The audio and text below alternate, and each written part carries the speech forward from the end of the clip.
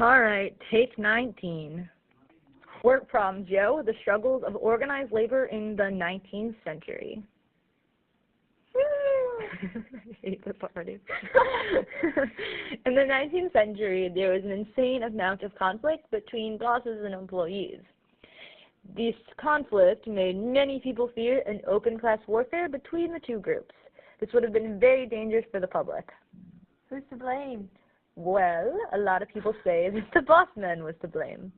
With minimal regulation on the workplace, wages were low, hours were long, and conditions were incredibly hazardous.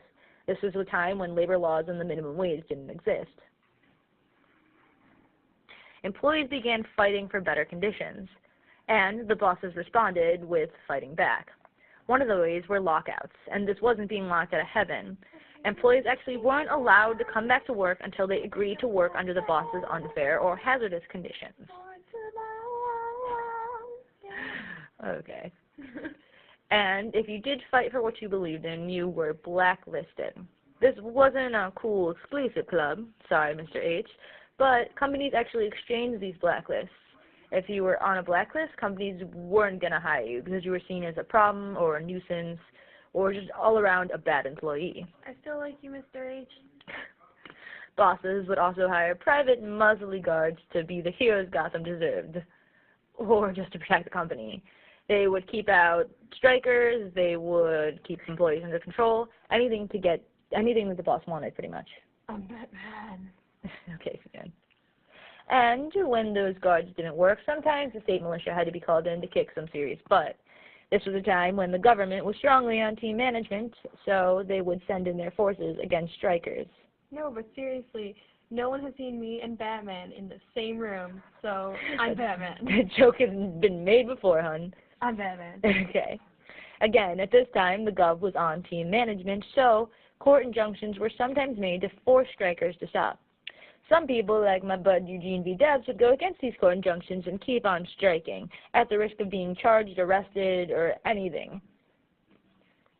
Yeah. Now, some people actually also say that the workers were to blame. They could get unreasonable and violent all to get what they wanted, and some people saw that as fair, but some people saw it as incredibly ridiculous. But they look swaggin'. Because violence is okay as long as you look swaggin'. Yeah. Moral of the video. Now, the workers did need people on their team. No one was really on the employees' side, so many unions tried to get politicians and different people from the public on their side, just trying to get any support they could. Peer pressure, yo. Lego. People would actually, and by people I mean the employees, would actually go on strikes and completely stop working just trying to get the bosses to see their point of view. These strikers were seen as dangerous or ridiculous, any of those types of things. We won't work. We won't work. We won't work. Yeah! Woo! Let's see. Picketing was another rebellious thing that workers did. They might still work, but at the end of the day, they would leave and tell other people how bad and unfair the company was. This was actually seen in the SpongeBob episode, where SpongeBob actually made a picket sign. Crispy Crab Pizza is the pizza mixing you and me. And they would boycott. Don't buy this, don't use that. Anything to get people against the company. Yeah. Suzanne is a big part in this video. I am. Also, employees would sometimes slow down or work at less than 100%. Kind of like me in gym class. Boo. Okay, bad joke. But again, they would work at less than 100%. They would go against the boss, not listen to him, anything. Gym is the best. And when worse comes to worse, a lot of employees would actually just walk away, which, in my opinion, was a smart thing to do to avoid all the conflict. Either worked. Worse comes to work.